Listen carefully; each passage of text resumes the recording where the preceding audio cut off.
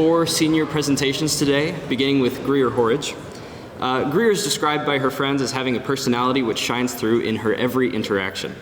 Those who know Greer laud her for her wonderful sense of humor and her care for her friends. With that, please welcome Greer Horridge.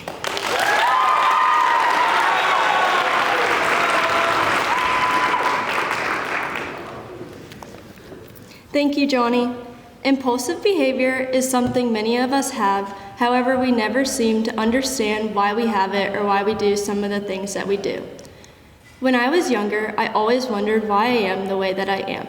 For example, this year, I thought it would be a brilliant idea to put a hot dog with no bun on Mr. Connor's head.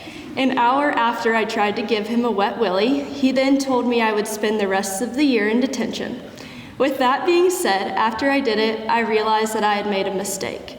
I spent a week in morning restrictions instead of the many detentions I would have had, thanks to Caden's apology poem that I will now read. To Mr. Connor, thanks are due for being fair, kind, and true. When Greer's hot dog prank was done, you chose a course that suited none. Detention could have been the call, but morning restrictions for us all. You showed us grace and let us see a lesson in responsibility. For Greer and me, your choice was fair, a reminder of how much you care. With gratitude, our thanks we send to our dorm parent and friend.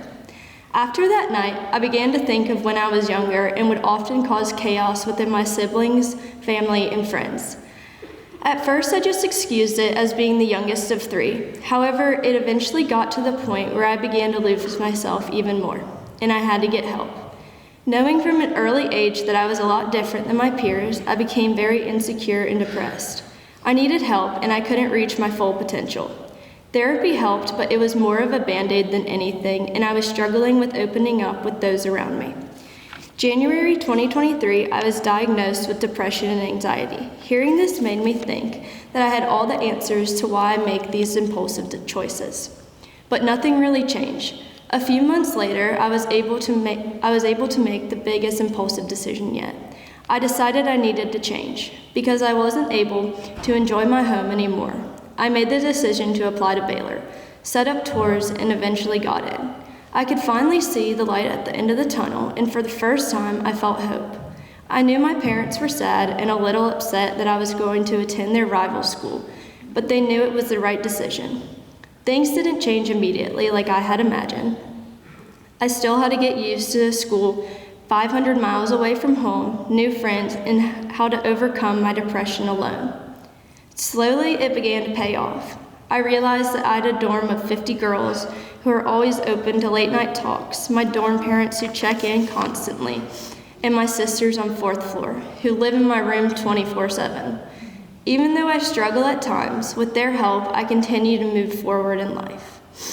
Thank you to my dorm family for always being there for me in the hardest of times. Thank you to my friends. Y'all have seen me throughout the best and worst times, and I know y'all continuously question many of my decisions, or specifically my taste in men, but I could never live without y'all. Lastly, to my family, y'all have supported me throughout everything. And even when I'm not the best family member I could be, y'all have never stopped believing in me. I love y'all so much and am so grateful to have such amazing role models. Thank you.